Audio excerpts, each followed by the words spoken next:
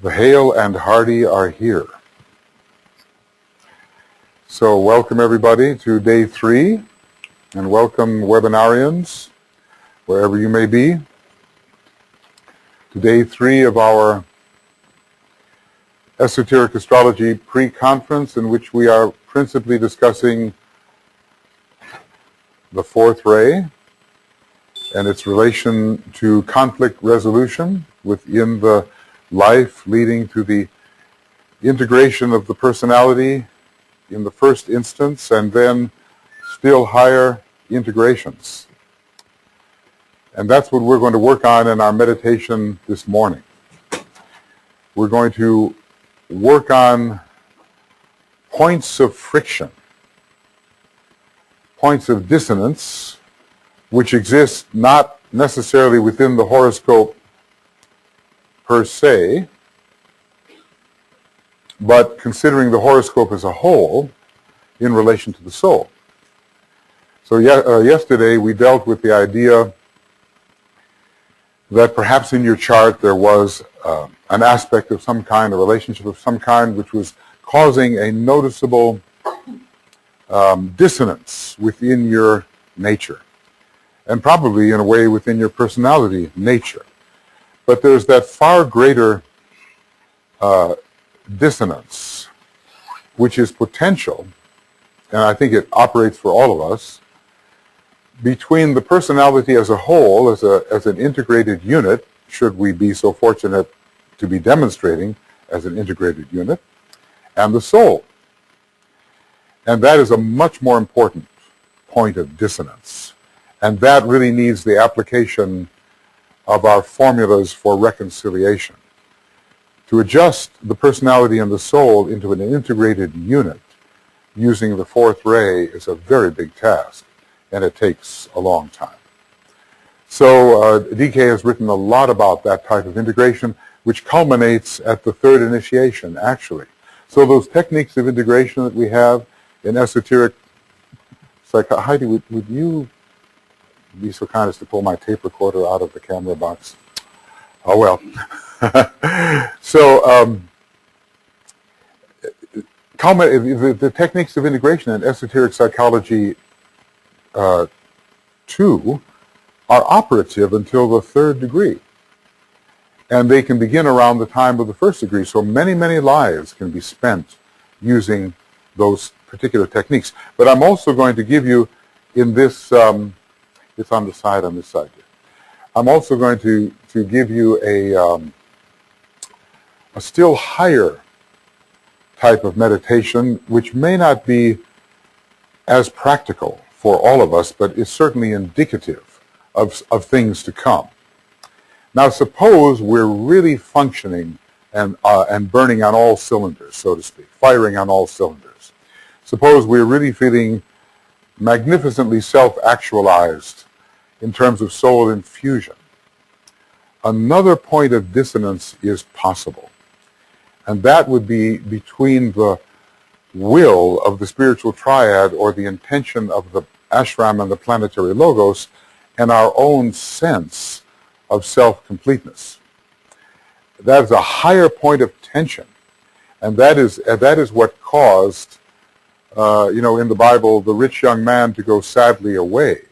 He encountered the Christ who said, sell all you have, give the, duck. Come. Sell all you have, give the money to the poor, and follow me. Now that caused a point of dissonance in the rich young man, who was really operating as a completely soul-infused personality. So why dissonance if you have that kind of expression? It's because there's still a higher will to deal with. And when it impacts your soul-infused personality life, another reconciliation is needed. Now, the highest example of that we have is when Christ was in the Garden of Gethsemane and he encountered at the 6th initiation the divine will for the first time. The Tibetan tells us that the Christ had a method of saving humanity. He had worked it out in his own consciousness, but it wasn't what Sanat Kumara had in mind fully.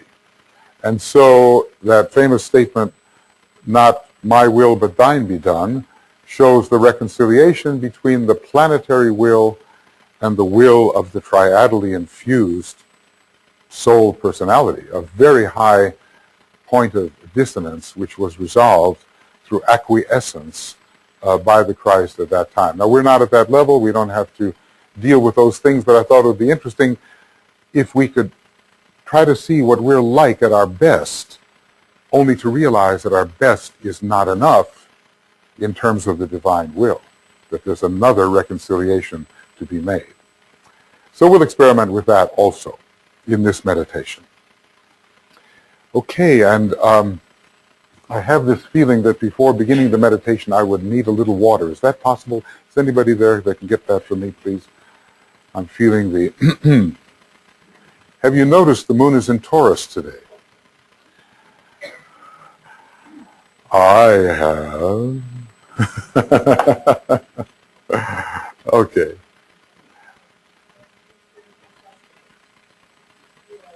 We're getting into it now. Yeah, we're into the higher interlude most definitely. Yes, thanks, Tom. That's good. When you walk in front of the camera, be humble.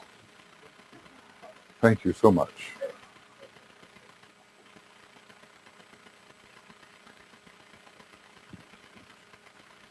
Did you find that there? Thank you. Okay. So this meditation will be more demanding than yesterday's meditation. Yesterday's meditation was demanding. This will be more demanding. And we'll be asking you to synthesize what you've been learning. And we will also be working with the presentation of a symbol or image, actually two of them, by your higher consciousness in relation to soul personality integration and in relation to a still higher integration with you at your best and something higher yet. I oftentimes think that the expression of the causal body or egoic lotus is really you at your best, with all your qualities expressing through your personality mechanism. That's a very practical way, I think, of thinking of what it is to be causally conscious. All your gifts capable of expression in time and space and in the three worlds.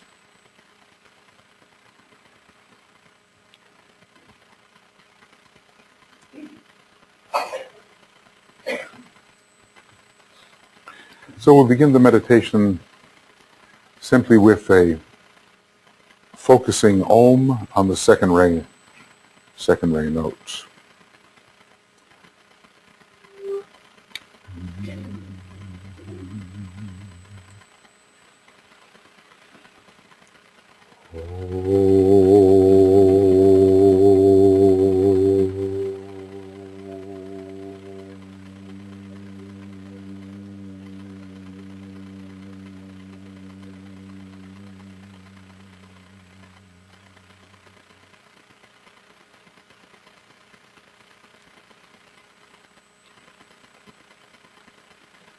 And we withdraw from the outer instrument. We bring our consciousness away from peripherals, away from externals.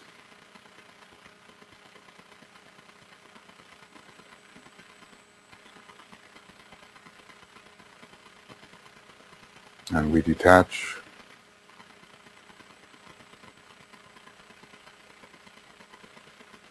from the senses,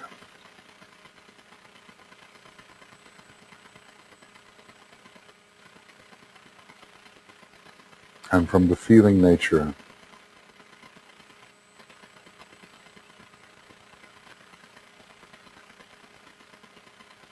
And from the mental nature, the many thoughts we detach.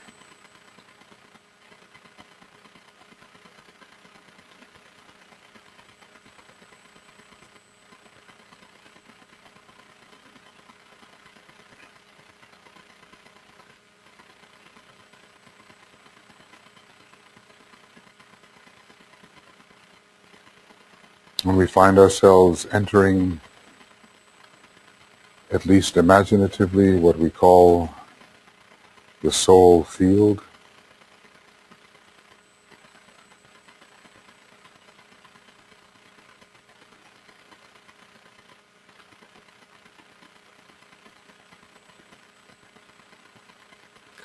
and we find ourselves as a point of being consciousness within the field of soul light, soul love and unity.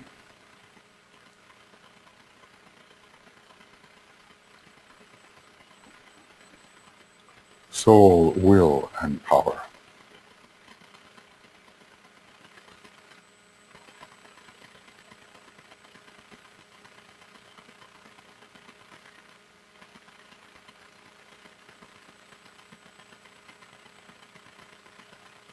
And we feel this to be true of the group, as we get the sense of the group, of the fusion in light, in unity,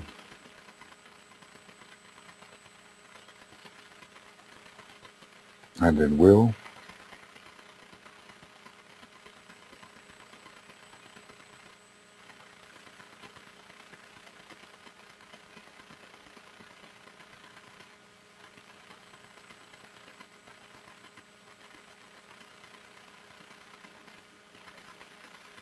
We find the point of tension on the mental plane.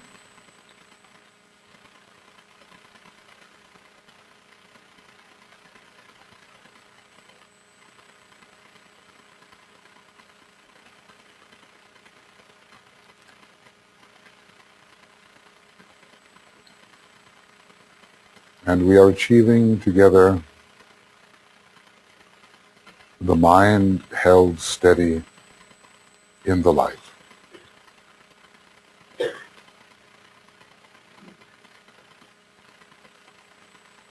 And the group mind held steady in the light.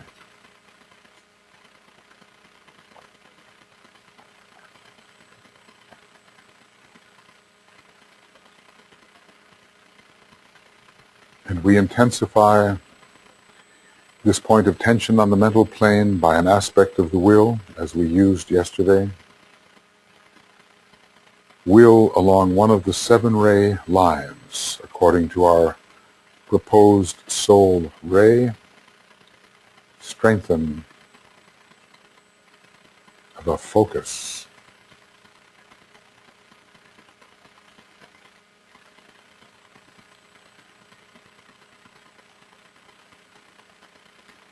Intensify the point of tension on the mental plane with an aspect of soul will.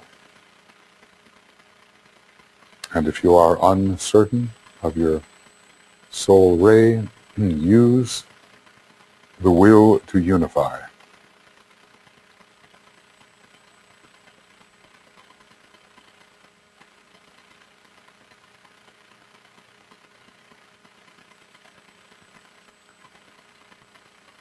We are intent upon unification.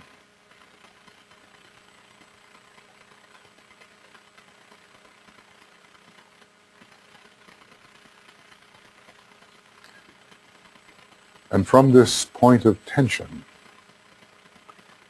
which has absorbed the lower energies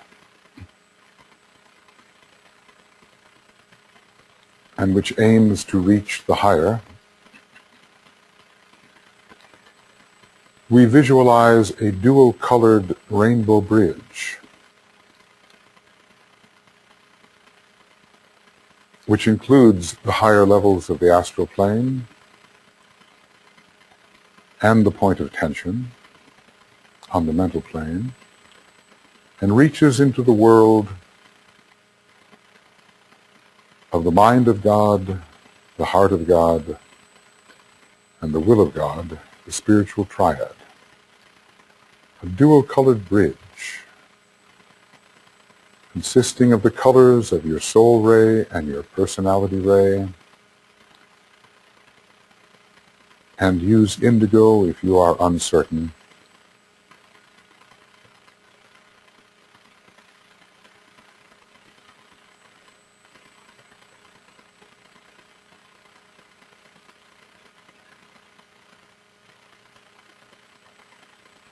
And it is as if the many bridges that we are imagining are all forming a cone which rises to a point of blue-white diamond light, representing the spirit itself.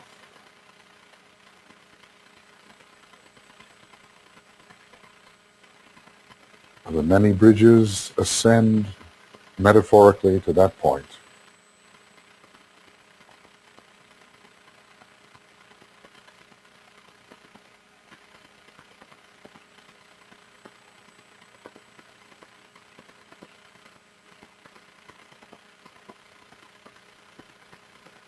And across these bridges we project the thought in a blaze of white light. I see the greatest light, and the beams are absorbed into the diamond light. I see the greatest light.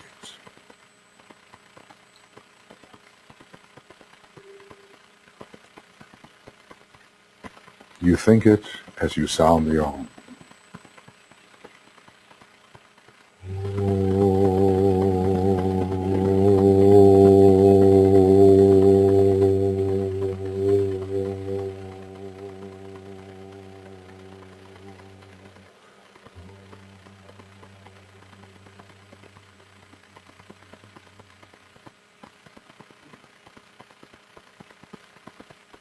I see the greatest light.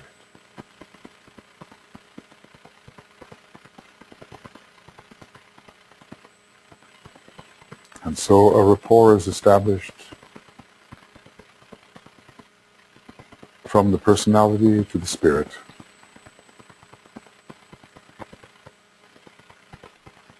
A field of invocation, a field for impression.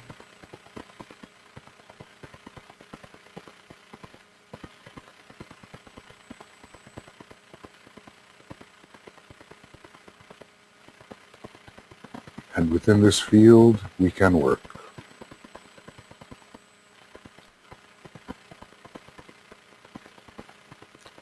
So we stay within the soul field even as we work individually.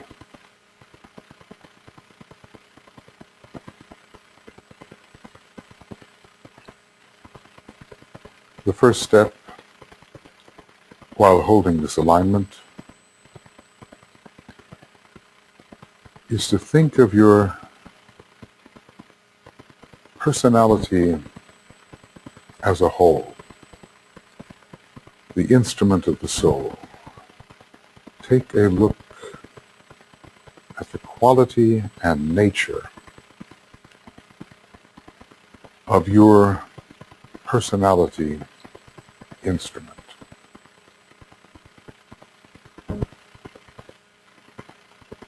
Its energies, its sounds, its colors, its geometry, its nature. What is this personality? What are you working with?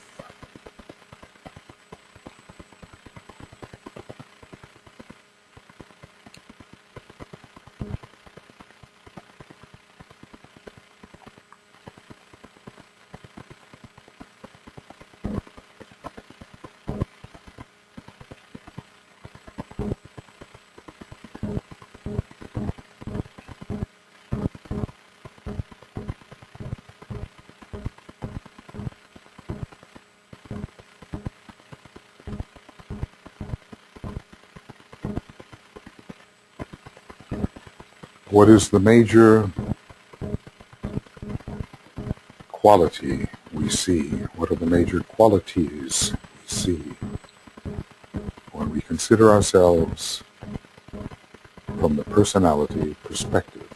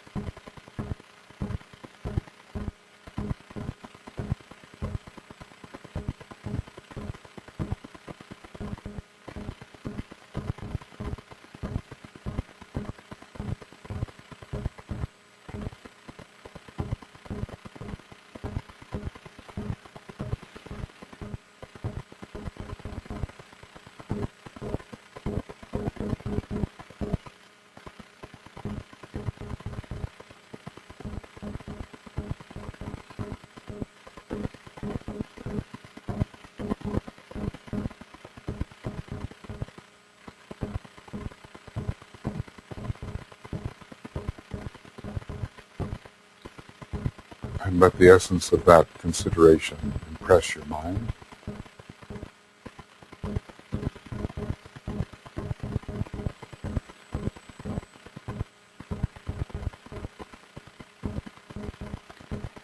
And we will do the same now for our soul nature, as if we could stand back and abstract, as if we could attune with the nature, quality, and will of ourselves as a soul. We would be viewing our nature as if on the higher mental plane, because we are the true observer, which is none of these things. What is this soul nature that is uniquely our own? What is its quality?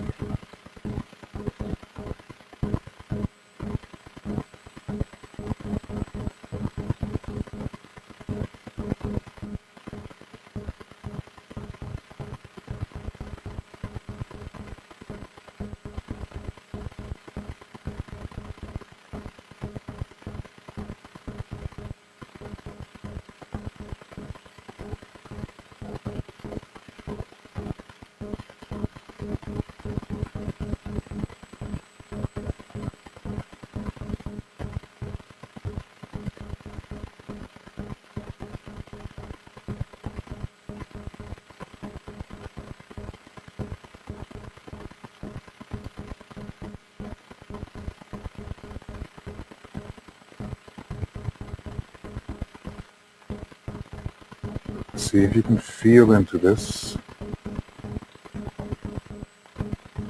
so that the quality of the soul becomes very familiar to you.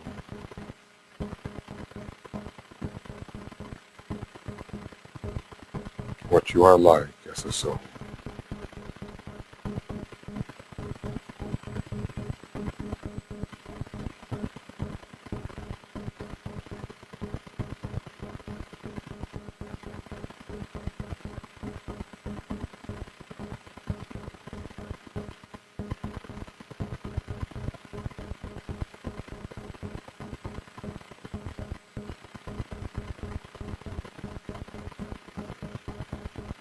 Okay.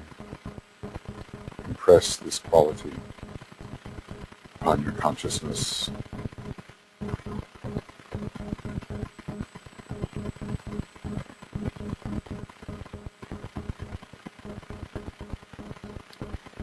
Now, as is always the case during the development of the human being,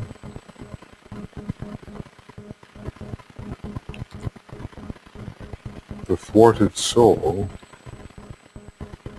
seeks full expression of its nature through the personality, and many points of friction which lead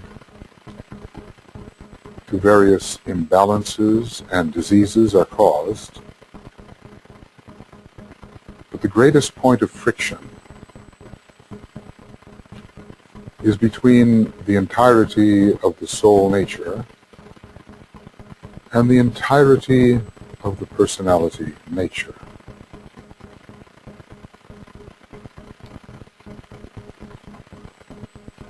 And so, let us assume that none of us, being initiates of the fourth degree, none of us are completely soul-infused individuals. And so a point of friction will necessarily exist between our soul nature and our personality nature. What is that point of friction for you? Generated as the soul seeks to fully express through its instrument, but cannot quite do it. Let us feel into the point of friction which necessarily exists between the fourth subplane of the mental plane and the third subplane of the mental plane.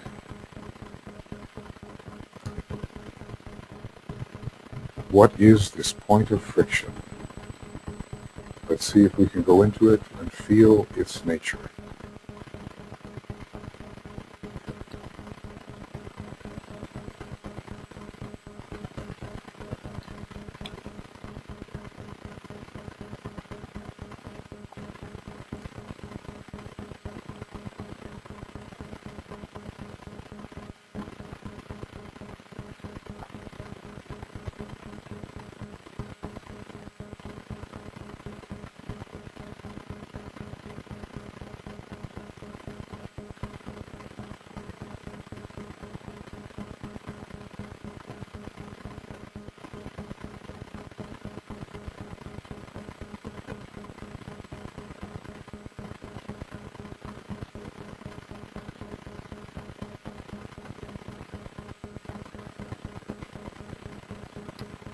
If you were living fully as the soul in the three lower worlds, this point of friction would not exist. But we do not yet live that way. And so what is the dissonance? The disharmony? What is it?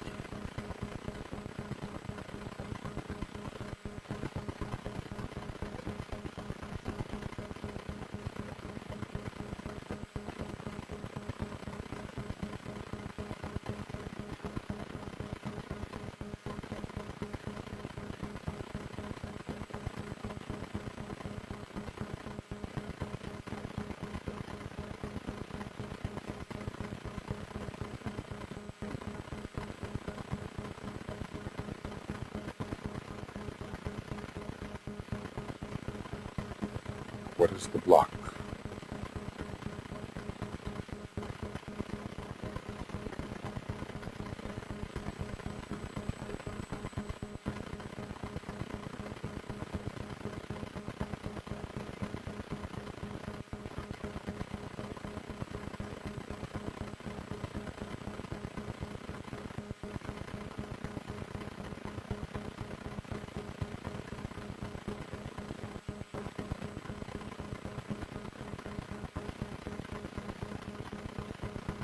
Now, as we did yesterday, and of course realizing that many minutes of pondering may be necessary to understand the full nature of the dissonance, friction. Let us say that you've had a touch of it. We will, from the higher petals of the soul body, the egoic lotus, we will apply our beam of attunement and rapport between the soul and the personality. It is as if from the sacrifice petals, the initiatory petals of the egoic lotus, and from the central bud, a beam descends toward the mental unit on the fourth subplane, a beam of rapport, a beam of attunement. We use our imagination, of course, to visualize this.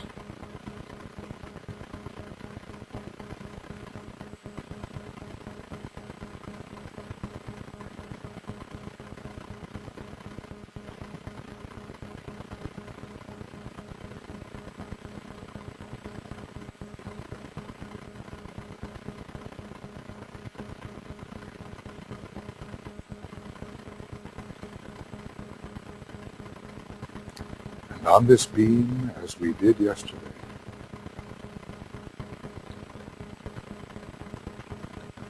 a symbol or an image of reconciliation, harmonization, unification, integration, a reconciling image or symbol would emerge.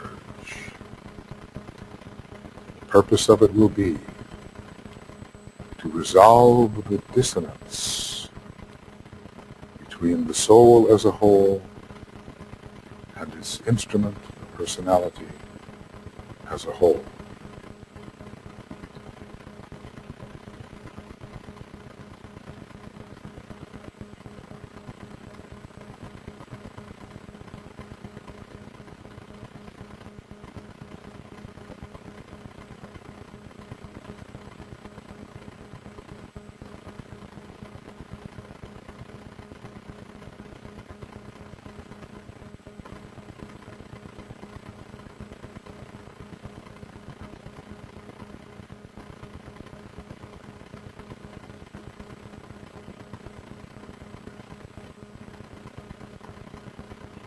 Potent image with a potent task of aiding the integration of soul and personality and the infusion of personality by the soul, an image, a symbol.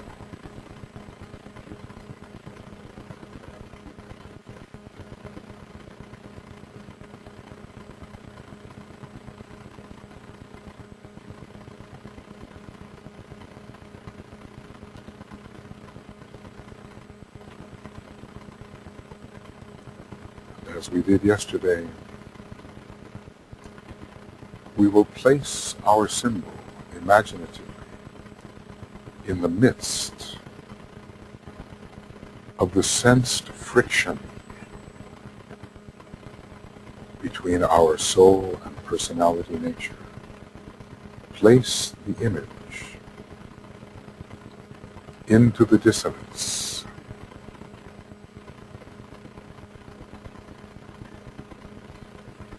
And let it do its work.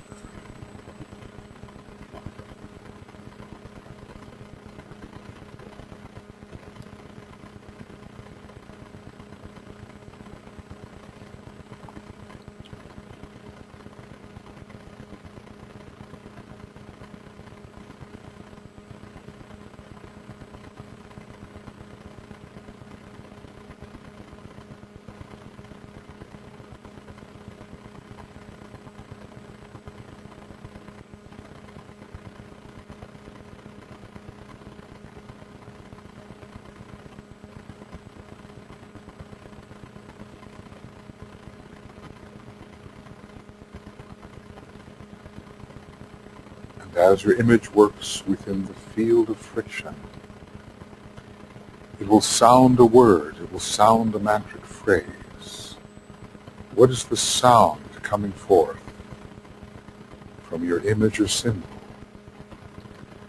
as it works within the field of dissonance? What do you hear?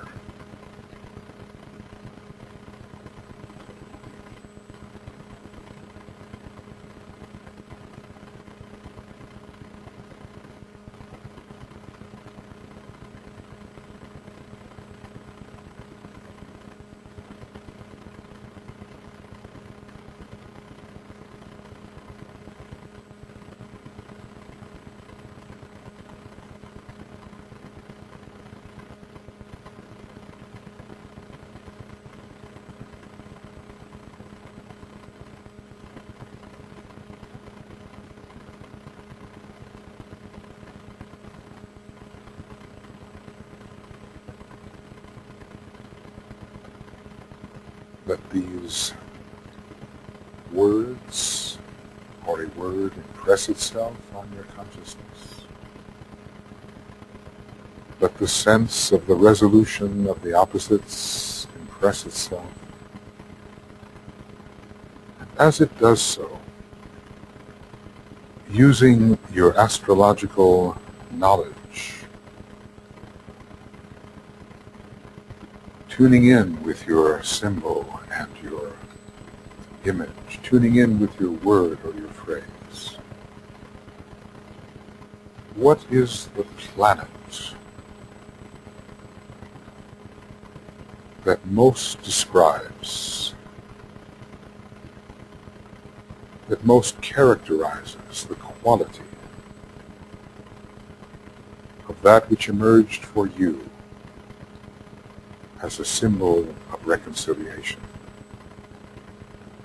What planet does it represent?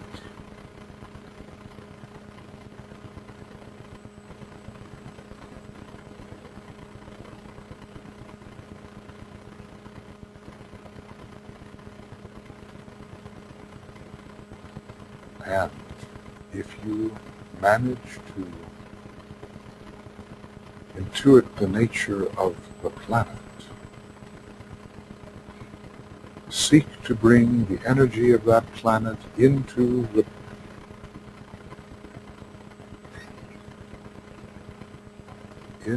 point of friction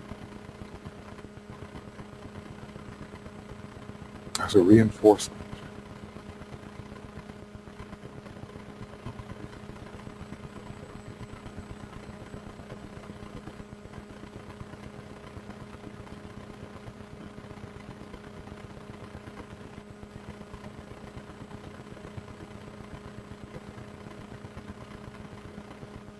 And feel the work being done. As your symbol radiates, as the word or phrase sounds, as the planetary presence does its work.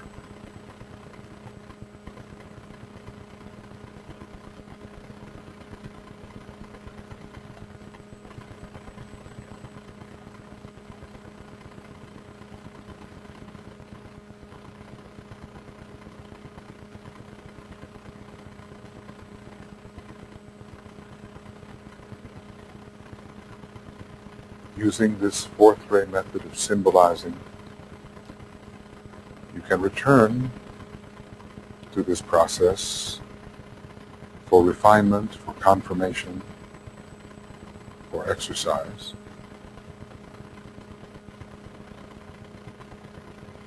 So impress what has occurred upon your memory,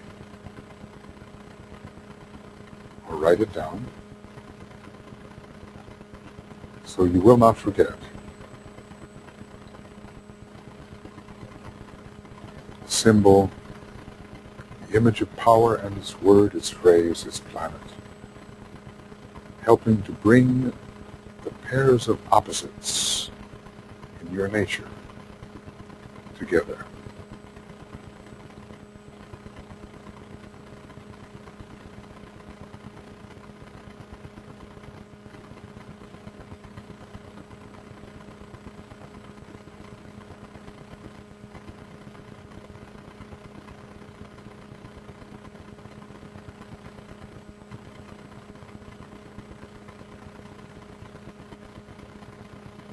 Now let us take one more step.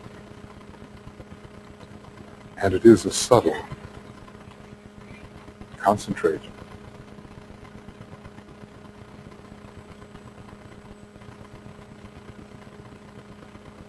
a subtle step.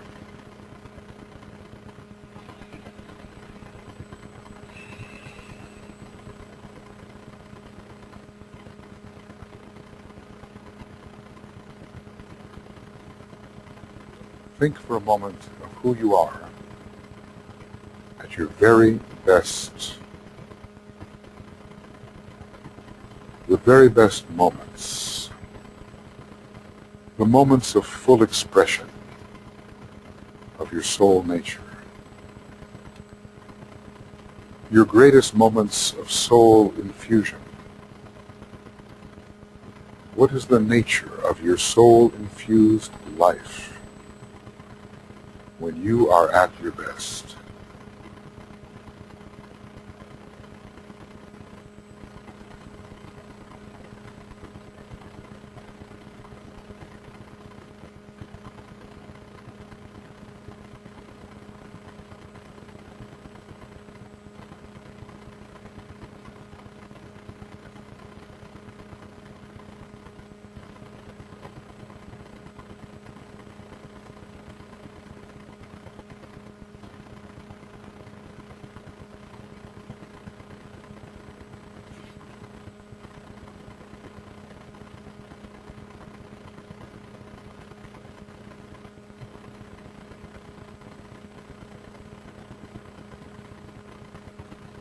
The sense of egoic well-being,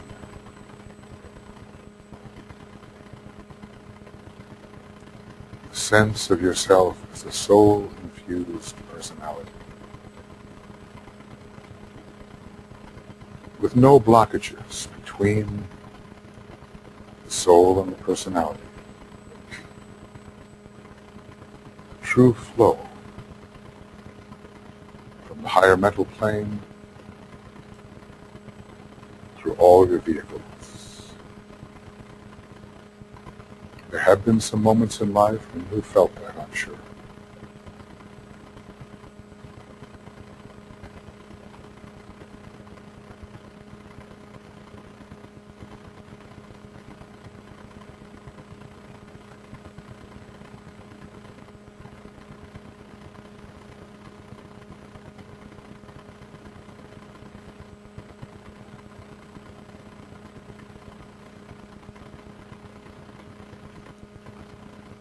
Now,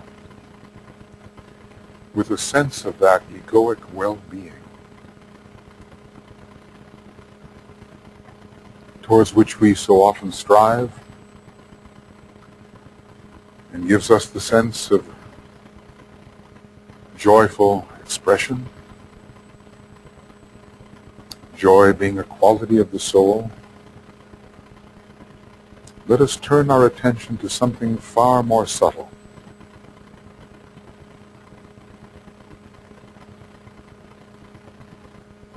Somewhere high in our nature, deep in our nature, is something we can call the will of wholeness. The will of wholeness, the triadal will. It comes from the cosmic ethers. It's not personal. It's not even transpersonal or individual.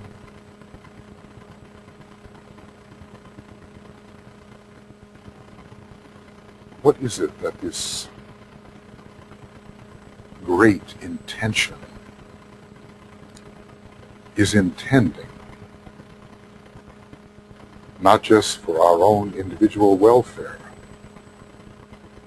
but for the welfare of the planet?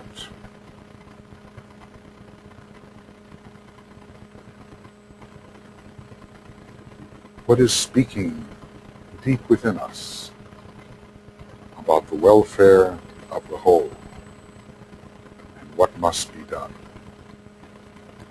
Let us seek to attune via the Antakarana with this higher directive or intention of a will far beyond even the will of our soul.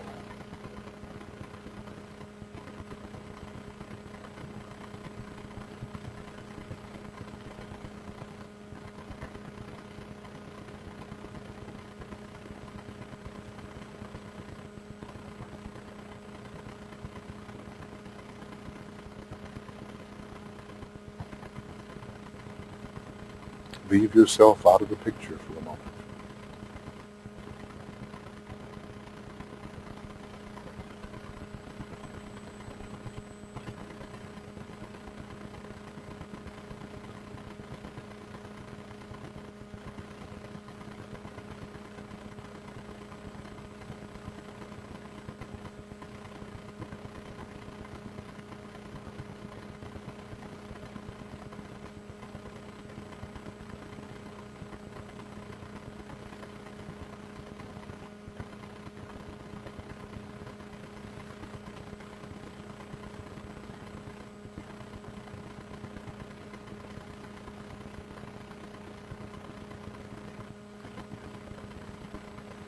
This is, as it were, the hierarchy speaking.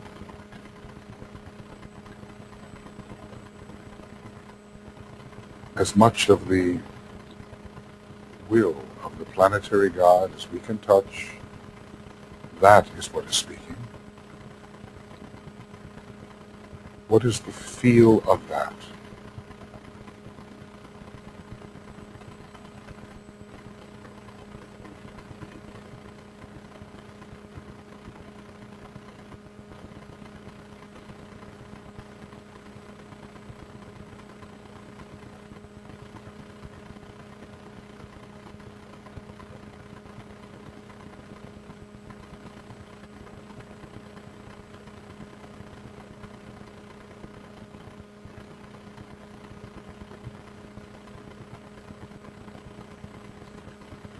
It's coming from that part of your nature which is an aspect of the nature of the planetary logos.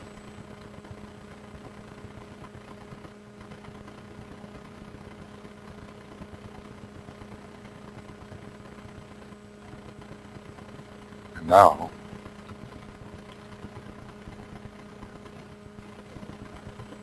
let us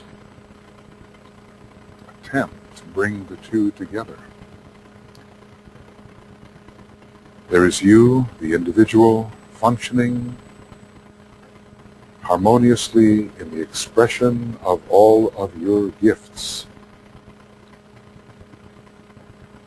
How you are at your best.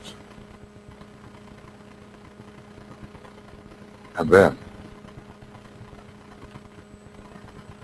there is this great intention, this impersonal will, which is planetary in its nature, above you, the soul, individual. Let us bring them together in the imagination, a very subtle act, and sense what point of friction or dissonance may arise.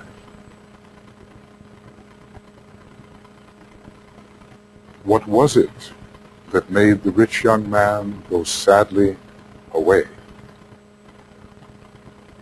What was it that made the Christ in the garden hesitate for a moment of realization? Can you find the friction between the planetary will as it resides within the higher aspects of your nature and your own joyous, soul-infused state? Let us work at that.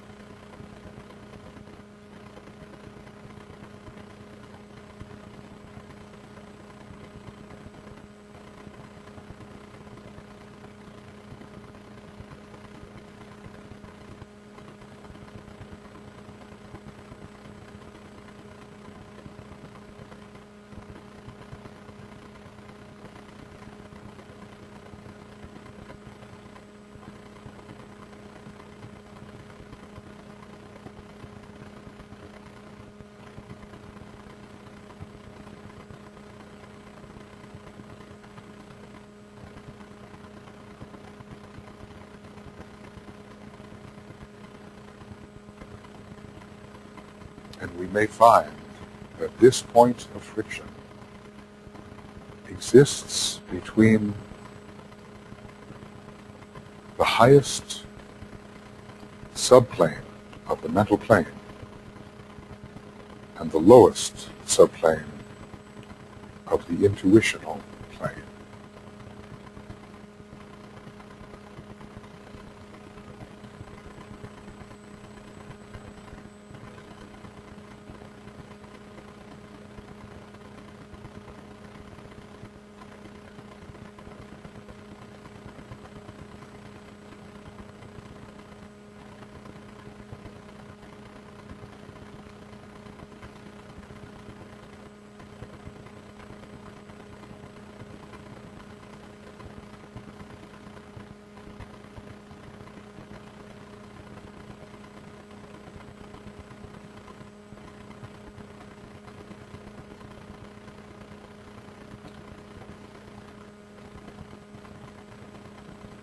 Again, let the rapport be established, the beam, this time connecting your triadal nature, your spiritual will, love, and intelligence, and even your spirit nature with your soul-infused nature. Let that beam exist in imagination.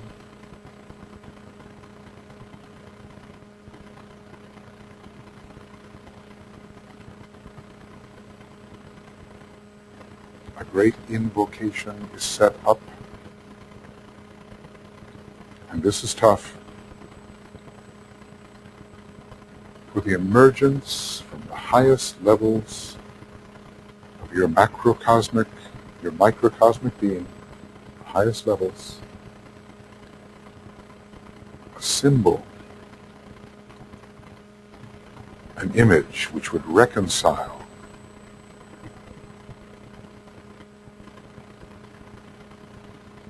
the divine will, the divine intention,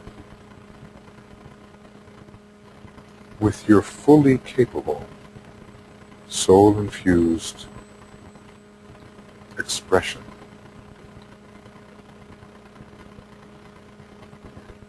In the three lower worlds.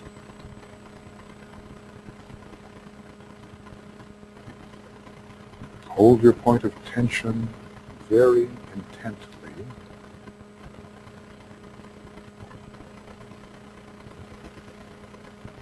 And a symbol of a higher nature will at least begin to emerge.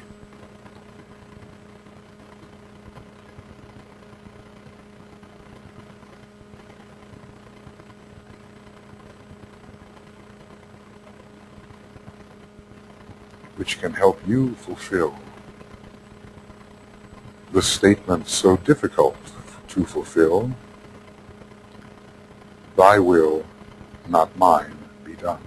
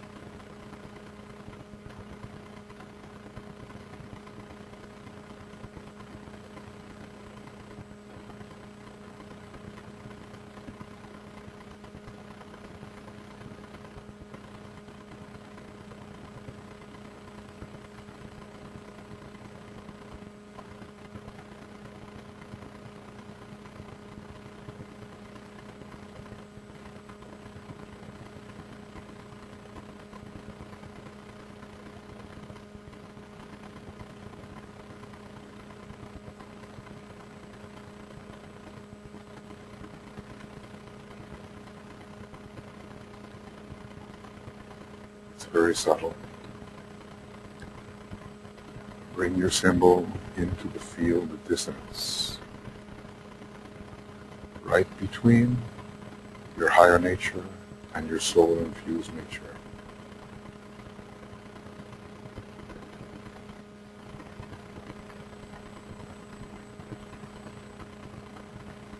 and let your symbol sound a word, a phrase.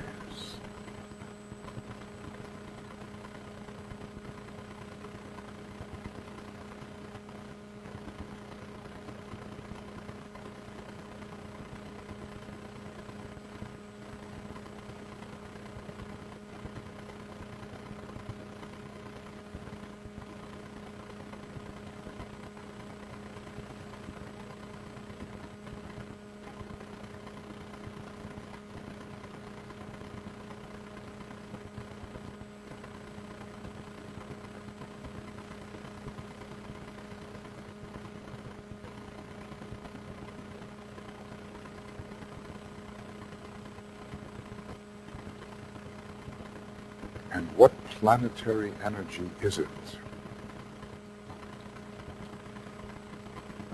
that is being indicated by this image or symbol, and that can bring the impersonal divine will together with your soul, will, and expression? What planet is there?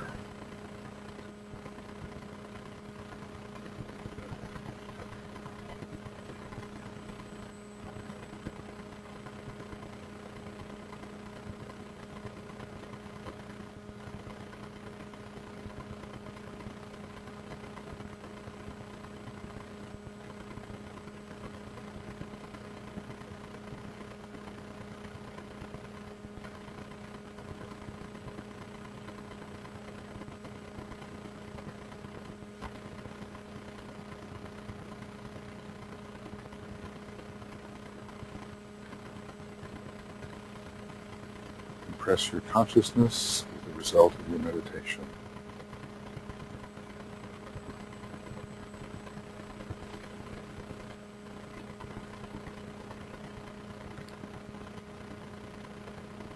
And if your paper is handy, you can write it down to secure your memory quietly.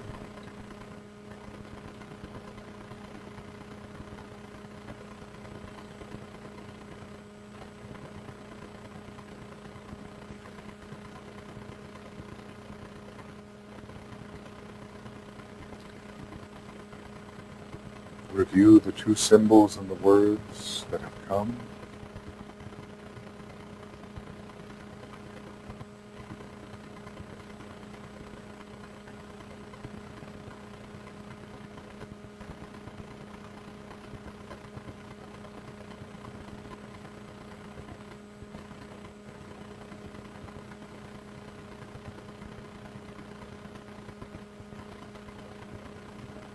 In fact, I will give you a few moments after the meditation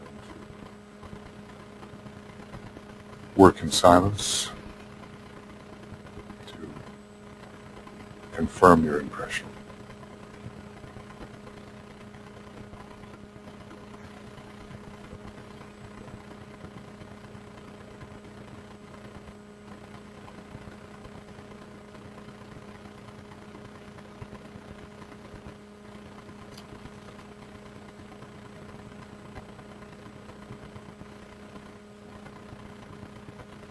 We will sustain our alignment. We will sustain the sense of our soul nature speaking, our still higher nature speaking.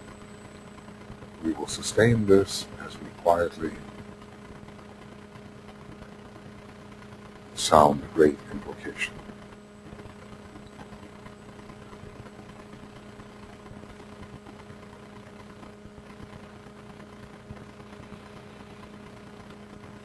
From the point of light within the mind of God, let light stream forth into the minds of men. Let light descend on earth.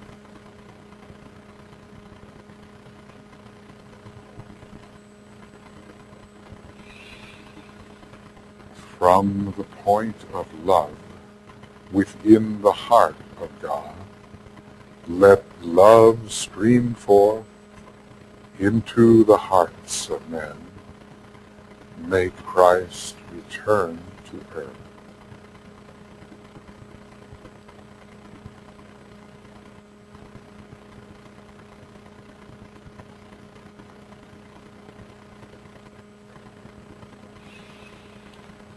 From the center where the will of God is known, let purpose guide the little wills of men, the purpose which the masters know and serve.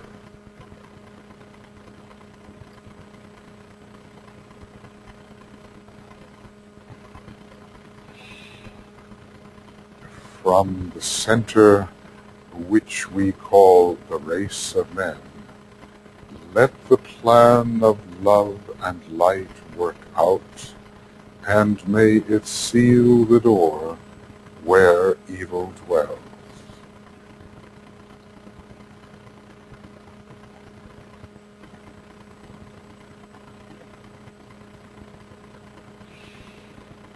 Let light and love and power restore the plan on earth.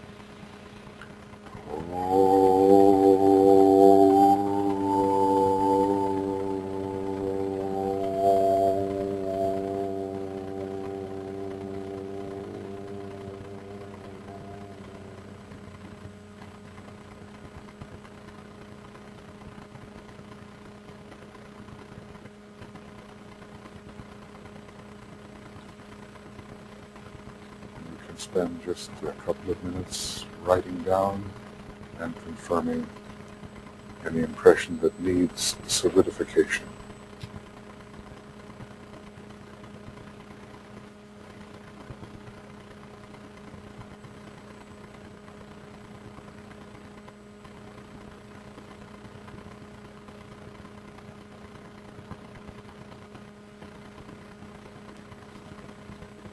Maintain the meditative attitude, and we will then share some of our impressions with our neighbor.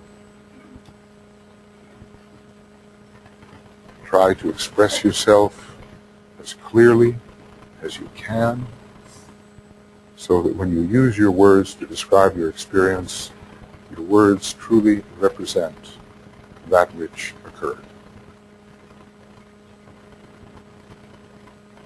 In a couple of minutes.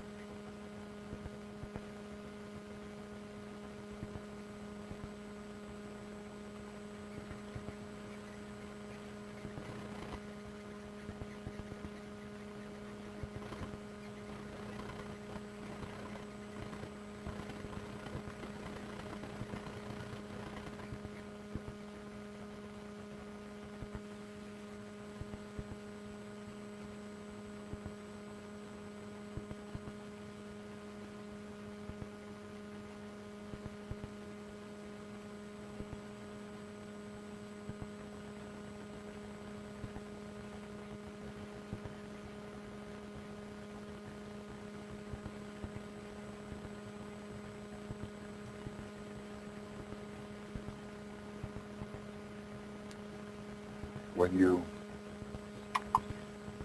discuss this with your neighbor, do not descend into the personality. Keep your voice low. No. It should be done quietly. Sustain the quiet for the next 15 or so minutes as you work to describe the possibilities of this inner union we are trying to achieve through the use of symbols of power, reconciliative symbols of power. Okay, you can begin your discussion.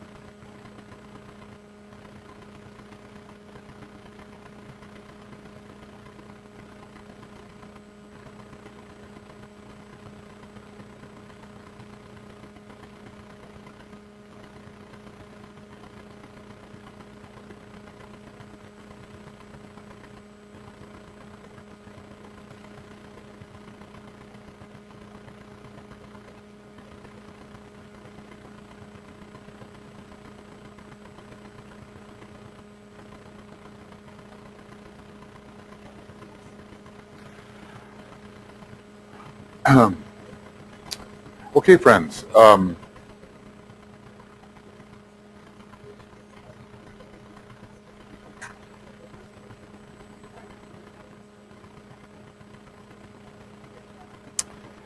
Okay, let's come back from wherever. So are we one step closer to soul infusion? What do you think?